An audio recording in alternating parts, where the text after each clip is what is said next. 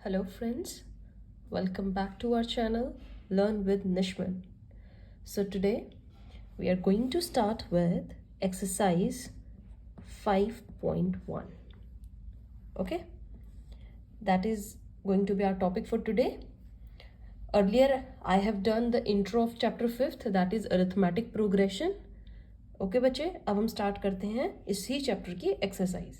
So starting with the first exercise and the first important thing about it's example is example 2 which is very important. Okay, जैसे मैं आपको हमेशा ही बताती हूँ, हमें एग्जाम्पल्स को भी प्रैक्टिस करना है साइड बाय साइड. एक्सरसाइज तो करनी है, एग्जाम्पल्स पे भी ध्यान देना है. सॉरी, इस एक्सरसाइज का जो आपका सबसे इंपॉर्टेंट एग्जाम्पल है that is example 2. Okay, now coming to its important question directly. Question first and its second part. Okay बच्चे, फर्स्ट का सेकंड पार्ट ही बहुत इंपॉर्टेंट है. जैसे कि हम अर्लियर वीडियोज में जो करते आ रहे हैं वही कंसेप्ट रखेंगे. Just doing the important question as your exams are very near. Okay, start reading with me. Take out your book. Question first, second part. In the following situation, does the list of numbers involved make as arithmetic progression and why? जो भी आपको अभी statement दी जाएगी आपको बताना है क्या उससे AP बनती है, मीन्स जो सीरीज बनेगी, is that make an AP or not? Okay, so your question says, read out the statement, the amount of air present in a cylinder.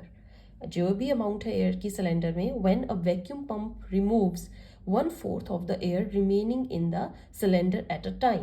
जो वैक्यूम है वो 1/4 एयर निकाल लेता है सिलेंडर में से, फिर जितनी बच जाती है फिर उसका 1/4 निकाल लेता है, फिर जितनी बच जाती है फिर उसका 1/4. गेटिंग? सो क्या ये एपी बनाती है? चलो let's solve it. Let the volume of air in cylinder. ठीक है बच्चे, सिलेंडर में लेट करते हैं कि कितनी एयर है, 16 लीटर्स. ओके, 16 लीटर्स एयर है, राइट. तो एयर रिमूव कितनी हो रही है?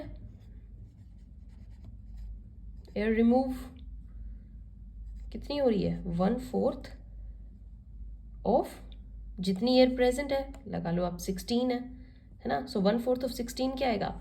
4 लीटर्स. इसका मतलब कि अगर उसमें 16 लीटर एयर थी तो 4 उसकी रिमूव हो जाएगी, राइट. अब एयर कितनी प्रेजेंट होगी उसमें right now? 16 minus 4 that is 12 litres. अब 12 लीटर्स है, बट दे आर सेइंग जितनी बच जाती है फिर से उसका लगा लो. फर्स्ट टाइम इतनी निकली, सेकेंड टाइम कितनी निकलेगी, फिर से एयर हम रिमूव करते हैं बच्चे. अब 12 का 1/4 होगा, है ना. 1/4 ऑफ दिस जैसे यहाँ किया था. तो अब कितनी हो जाएगी आपकी? 3 लीटर्स, राइट ना. एंड नाउ अब एयर कितनी प्रेजेंट होगी बच्चे? मतलब इसका 1/4 फिर से निकाल लिया. अब कितनी प्रेजेंट होगी? पहले 12 थी, 12 minus 3, now your 9 litres is present. Fine. And the same thing is going to do. फिर आप 9 का 1/4 निकालेंगे एंड दिस. तो उन्होंने बताना है आपको एपी किस चीज़ की बतानी है? जो एयर बचती रहती है. स्टार्टिंग में कितनी थी बच्चे? 16. उसके बाद कितनी आई? 12. उसके बाद कितनी आई? 9. और ऐसे ही आप सोन करते रहेंगे 1/4 1/4, तो आपकी ये सीरीज बन जाती है. Now look at it carefully and you have to tell whether it's an AP or not. आपका एपी होने के लिए जो मैंने एक सबसे बड़ी बात बताई थी दैट इज कि हर टर्म के बीच में जो डिफरेंस है दैट इज सेम. ओके, जो डिफरेंस होना चाहिए वो क्या होना चाहिए बच्चे? सेम. तो आप देखिए अब इन टर्म्स के बीच में कितना डिफरेंस है? 12 एंड 16 के बीच में -4 का, है ना. एंड इन दोनों के बीच में कितने का डिफरेंस है? 9 minus 12 that is -3. Is the difference coming same?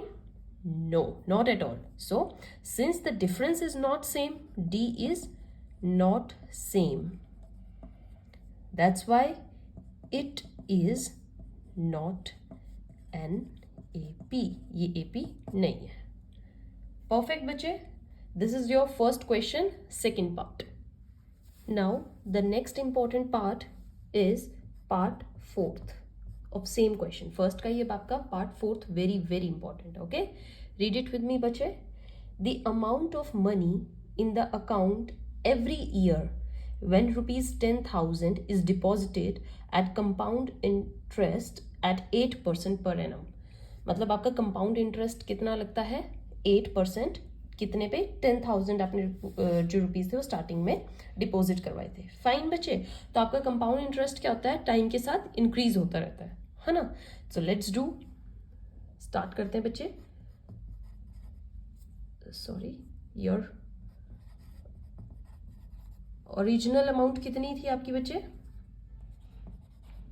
Question को रीड आउट करिए. ओरिजिनल अमाउंट वाज रुपीज 10,000, यही थी. कंपाउंड इंटरेस्ट कितना बताया गया है आपको, दैट इज 8%, यही है. और वैसे कंपाउंड इंटरेस्ट का फॉर्मूला क्या होता है, P into 1 plus R upon 100 time, that is your time जो इंक्रीज होता जाएगा 1 2 like this. So let's do it, है ना. फर्स्ट ईयर का आप कर लो बच्चे. देखो फर्स्ट ईयर ऐसे एक टेबल बना लेते हैं, उससे थोड़ा आइडिया जल्दी हो जाएगा. Here will be your now total amount. Fine, first year में निकालते हैं. फर्स्ट ईयर में कितने हैं पहले, P इज योर, फॉर्मूले में डालते जाते हैं, दैट इज 10,000. 1 प्लस रेट कितना बताया गया आपको 8, time is your 1 year. 1 year का ही निकालना है. इसको देखिए 10,000 इंटू, आप इसको जब एलसीएम लेके सॉल्व करेंगे इट वुड बी 108 अपॉन में 100. 1 है इसका तो 1 टाइम ही लिखेंगे. दिस विल बी योर 10,800, इतनी अमाउंट हो जाएगी. अब coming to the second year. Second year में P आपका वही रहेगा ना बच्चे, फॉर्मूले में वही डालते हैं. अभी हमने ये अंदर का सॉल्व कर दिया, दैट इज 108 अपॉन में 100. बट टाइम क्या हो जाएगा, ट्वाइस, है ना. ट्वाइस मीन्स आप कैसे लिखोगे इसको, 10,000 into 108 upon 100 into 108 upon 100. Very easy. And after solving it what will you get, 11664. Okay, now coming to third year. अच्छे से देखते जाओ बच्चे, बिल्कुल बहुत इजी है क्वेश्चन. 10,000 सेम वे, अब यहाँ पे 3 हो जाएगा तो इसको थ्राइस कर देते हैं मल्टीप्लाई.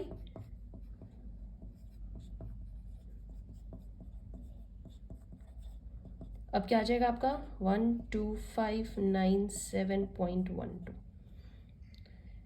राइट. तो आपकी ऐसे अमाउंट चलती जाएगी. एक सीरीज दिखी अब आपको, लेट्स मेक इट सीरीज बना के चलते हैं, फिर हमें समझ आ जाएगा कि क्या हमारा डिफरेंस सेम आ रहा है, राइट. एक ये टर्म है, ये टर्म है, ये टर्म है. ओके, नाउ एपी के लिए क्या होना चाहिए, D must be same, right.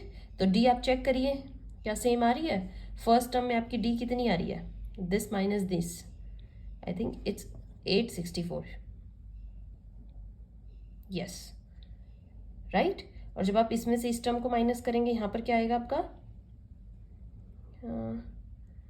933.12, yes. तो is it same, no. As the D is not same, that is difference is not same, it is not an AP, ये AP नहीं है.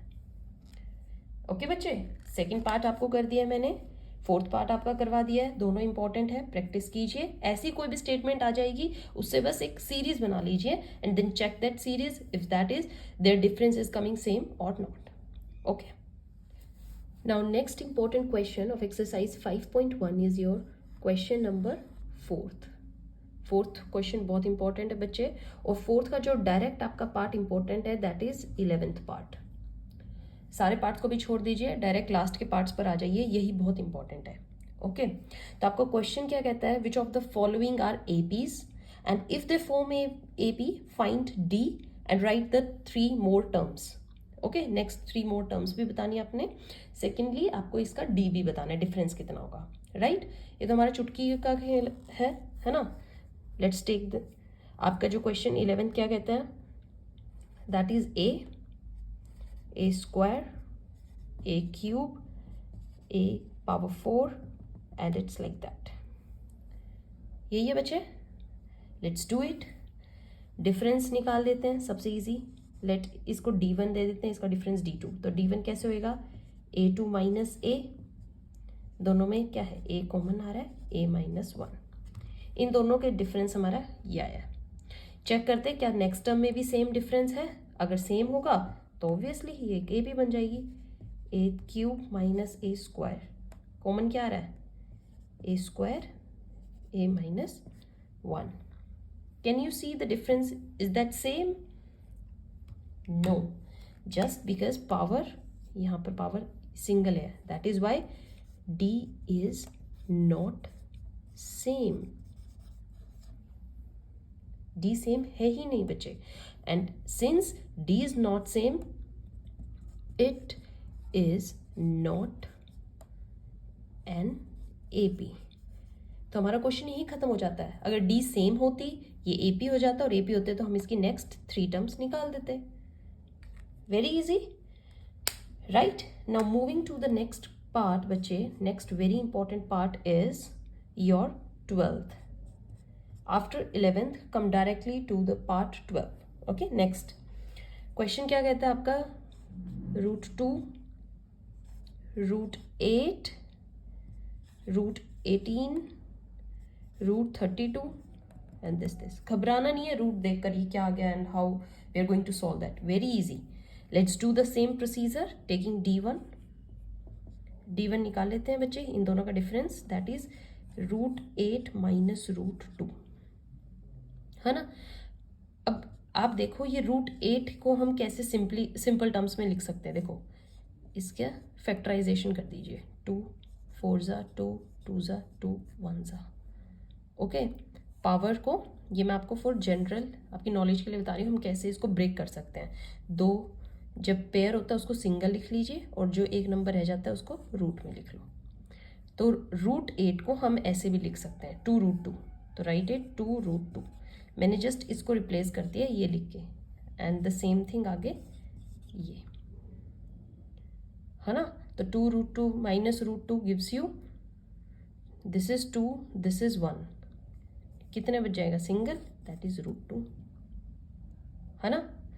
ऐसे ही अब हम सेम इनके बीच का डिफरेंस निकालते हैं, है ना। डू इट विद मी बच्चे, d2 √18 माइनस √8। अब जैसे मैंने आपको √8 का निकालना सिखाया, ऐसे √18 का निकालो, करके देखो क्या आता है, पेयर्स बना के देखो, आपका आएगा 4√2। एंड सेम इसका जो भी हमने निकाला है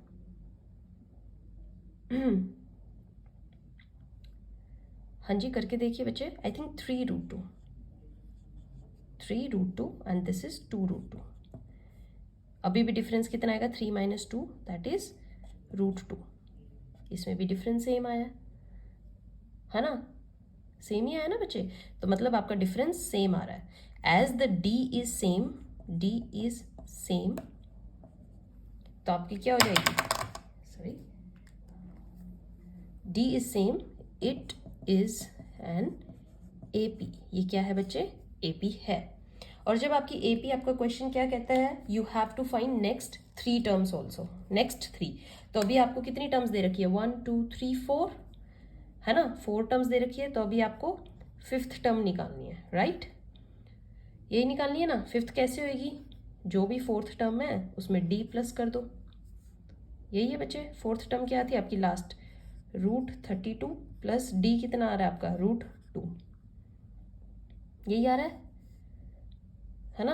और इसको ब्रेक करना, √32 को ब्रेक करके देखो क्या आता है, 4√2, राइट।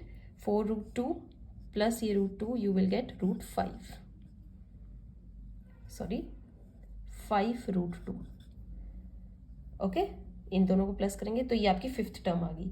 ऐसे ही 6th टर्म निकाल देना। 6th कैसे होएगी, √5√2 में √2 प्लस करना है, क्या आ जाएगी 6√2 and the next will be 7√2। Okay, तो ये आपकी नेक्स्ट टर्म्स होंगी, 5√2, 6√2 एंड 7√2। ओके, ये आपने कब निकालनी है, अगर आपके ये सीरीज AP बन रही हो तो। परफेक्ट बच्चे, okay. Now the next important part is 15th।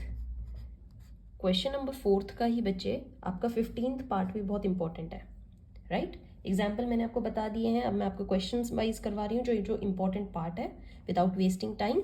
So let's move to fourth question, 15th part. Your 15th question says 1 square, 5 square, 7 square and the 73, and that the series goes on. Okay, so let's solve. Doing the same thing, d find out करते हैं बच्चे। 5 square minus 1 square. Okay, 5 का square क्या होता है 25, 1 का square 1, 25 minus 1 is your 24. यही आया है। नाउ टेकिंग आउट d2, अब इन दोनों का difference 7 square minus 5 square. 7 square क्या होता है 7 7 ज़ा 49 माइनस 5 का 25, 49 माइनस 25 गिव्स यू 24। ओके, तो आपका d सेम आ रहा है, आप इनमें भी लगा के देखना आपको 24 ही आएगा। ओके, तो as d is same it is an AP, ये आपकी AP है। Okay, and as we have found that it is an AP, so we have to find the next 3 terms also. So let's do, ये 4 terms है, आपको 5th term निकालनी है। तो बच्चे क्या करेंगे हम 5th term जो 4th term है उसमें D प्लस कर देंगे। यही था 4th term आपकी 73 थी, इसमें हमने D प्लस कर दिया। So 73 plus 24 gives you 97. This will be your next term. Now doing the same thing, 97 plus 24 gives you 121, and the 7th term 121 plus 24 gives you 145. तो ये आपकी नेक्स्ट 3 टर्म्स होंगी। ओके, वेरी इजी एक्सरसाइज बच्चे, just revise its formula, keep that formula in your mind and you will do all the question very easily. This is all about exercise 5.1. Okay, wait for the next coming video. It is uploading very soon, and in that we will do exercise 5.2. Okay, thank you.